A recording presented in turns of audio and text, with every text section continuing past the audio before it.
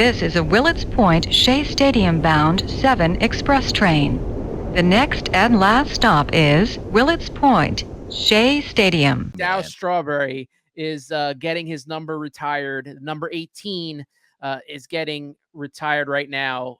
Saturday against the Diamondbacks, a 4:10 start. I don't know if they're pushing the game back or if this is going to start a little early. They haven't really. They usually are on top of that with the whole.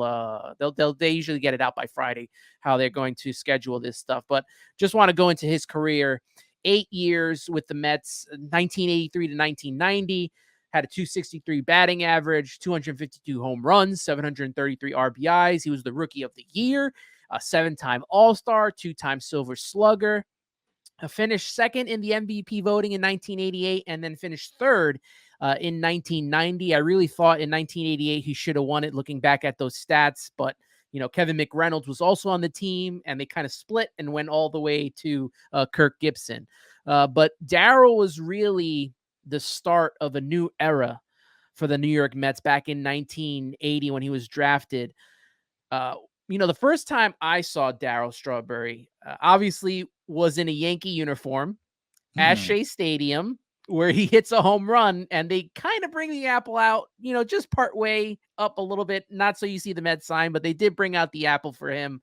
What was your first time seeing Darryl Strawberry, whether live or maybe even just hearing about him? So yeah, because I'm a little bit older than you, and Darryl was a huge reason for me growing up. I mean, the reason, if I'm being, it's really him and Doc, but him that I was a Mets fan. My grandmother, rest in peace to my grandmother, she loved watching the Mets when she came to this country, and Doc and Darryl, she loved them, and so I remember she had got me folders we used to have from my kindergarten. I was 5 years old. I was 5 years old in '88, so I'm giving my age away there. And I had a Doc and a Darryl folder, and Darryl was my guy. I remember seeing him at 5 years old, just hitting these home runs. And I remember when I didn't even know what a home run was. Sometimes he hit a foul ball, and I thought it was a home run. But those are my early memories of him. And really, it's he's the reason why I was rooting for the Mets as a kid. It was because of him and his play. And I was a little bit too young at that time to understand some of the struggles he was going through. Obviously, battling his alcohol and cocaine addictions at the time. And I remember it was very sad when he left the Mets in 1990, because that's when I kind of was becoming a little bit more aware as a Met fan. And he left. But I think what I knew when I heard how my parents talked about him and my grandmother, you knew how special he was to the Mets. And he was my first favorite Mets player.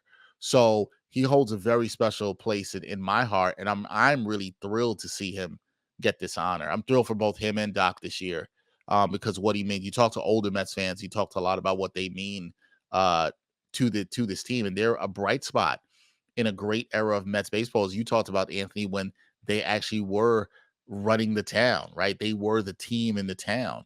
You haven't really seen that kind of sustained era from the Mets. But when you talk about Darryl Strawberry, you got to talk about the power, the hitting ability. Obviously, his rookie season was amazing, right? He probably should have won in '88, losing out to Kirk Gibson that year. And I think, it's hard to not talk about his career and not talk about the fact of what should have been, not just with the Mets, but overall. This guy finished with 330 career home runs. If it wasn't for some of the issues I think he had in his career, he absolutely would have been a Hall of Famer. So it's really disappointing. But when I think of Darryl Strawberry now, I think what makes me smile and happy, not with him just getting this number retired, but also what he's done in his life to legitimately turn it around. And I had the opportunity very early. I've met Darryl a couple of times in my career, but very early in my career, I had the chance to do an interview with him and talk to him. And he could not have been more of a gracious guy. And I told him some of the stuff I shared here, how I was a Mets fan as a kid and had his folder and all this other stuff. And he's so touched by that. And obviously he's turned his life around. And I'm very happy to see that, because that's the thing that matters the most when I think about him and Doc, is we think about the memories they gave us, and what you can talk to your kids about and people who didn't get to see him, fans who didn't get to see him. But the fact that those guys seem to be doing all right, especially Darryl, with a lot that he's went through. And he even recently had a heart attack earlier this year and it's been fine. And it was good to see him out for Doc's number retirement. But the fact that he's turned his life around and doing fine, I think it should be an inspiration and testament to all of us, that even when we have downs in our life, we can still, get back up. And so that's kind of the way I think about him. Besides just the memories that he gave me as a young child, and just being amazed by his power and his bat speed and his ability to hit, but because he was a damn good player, man, damn good player. But the fact that he's persevered and come back and to get this honor as a Met, his number definitely deserves to be retired. Sorry for being so long, but yeah, No, Darryl. no. I remember my first time seeing him, and he's always meant a lot to me. As a special place in my heart, just as a sports fan, because yeah, he was the reason I started rooting for the Mets. It's definitely him. Number 18 is absolutely the reason for sure. You think of Darryl as the player and all the memories that he provided for the Mets, and I honestly think the second half of his life, like you meant, the perseverance, him finding faith, him getting a second chance at life and succeeding. I think that may be more important as a person. That Hmm. is more important, that he has been able to overcome, the demons and all the stuff that he's went through, and to the same certain extent, Doc as well. And like they just look so healthy and happy now. And like you said, seeing them together, I think Darryl came with like a defibrillator, like he was carrying something Yeah, after having the heart attack. Just seeing him there and him and Doc embrace and that group together. You look at what Darryl did, as a Met. You look back in history from the time of inception to the 80s, and Darryl really was the first, hitter, slugger that they really developed as that, five hmm, tool star. Like they didn't have that beforehand, right? It was always nope. pitching. It was Seaver, it was Kuzman. Kuzman. Hmm. Rusty Staub came in a trade. They did develop Cleon Jones, but Cleon Jones was nowhere near what No, Darryl Strawberry meant to right. this team. Nowhere close.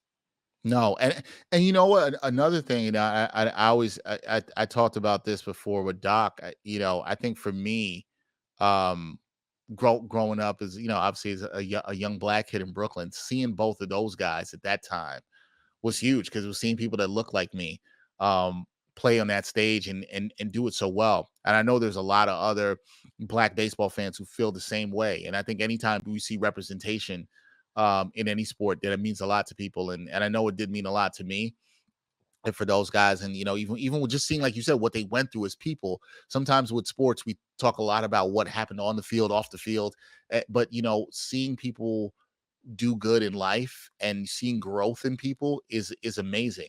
I think the other thing that really makes me happy about both of these guys, particularly even Darryl getting honored, is you want to see guys like this get their flowers before they're not here anymore. Life is so short and so precious, and when you get to see those guys, especially with everything they've been through in life, get their flowers and get honored by the Mets fans for what they did in the era and where their place is in Mets history. It's one of the greatest Mets pitchers, and if not the greatest Mets slugger of all time. Right now, all-time leader in home runs, is still standing right now. It's good to see those guys for what they've done for this Mets team. So I'm glad we're able to talk about this. That No, makes me yeah. smile a little bit more. Yeah, absolutely. With all the things that had been going on with this team, to get just this one day, this one moment, like we got with Doc last year, especially to honor the history, which you can fault Steve Cohen for the way that this team has been put together, but you can definitely not fault the way that he has honored the legends No, and the he's done a great heroes of job. this organization. That's for certain. And I even go back, like I said, the first time that I saw Darryl Strawberry play was in the Yankees, but the first time that I got to see him in person was in 2006 when they did the 20th anniversary Mhm. of the New York Mets. I still remember that day vividly. They were playing Colorado. They brought out the 86 pinstripes to play that day. I Yep. thought that was such an awesome moment.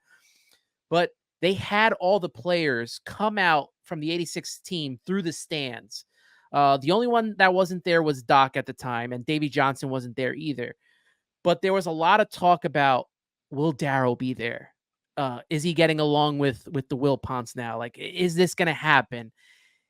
As soon as Gary Carter comes out and it comes down and they announce him, you start hearing the loudest roar I've ever I heard remember from this. a fan Yeah. base. And it's Darryl coming down and the smile on his face, high-fiving all the fans coming through the stands, and then them just announcing his name. That moment, And then you go 2 years later, even thinking about Doc, the first time he returns with the Mets jersey on and the ovation he got.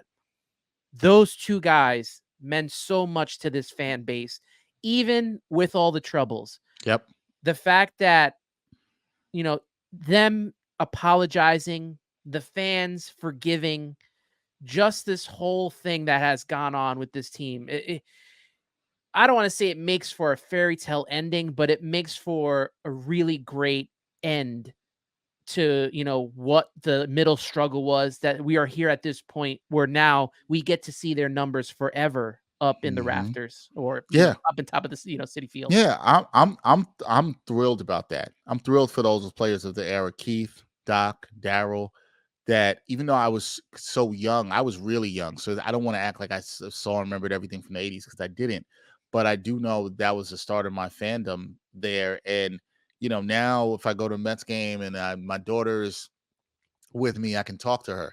Who's number 18? I could tell her, about number 18 and why he was good, and that's a beautiful thing.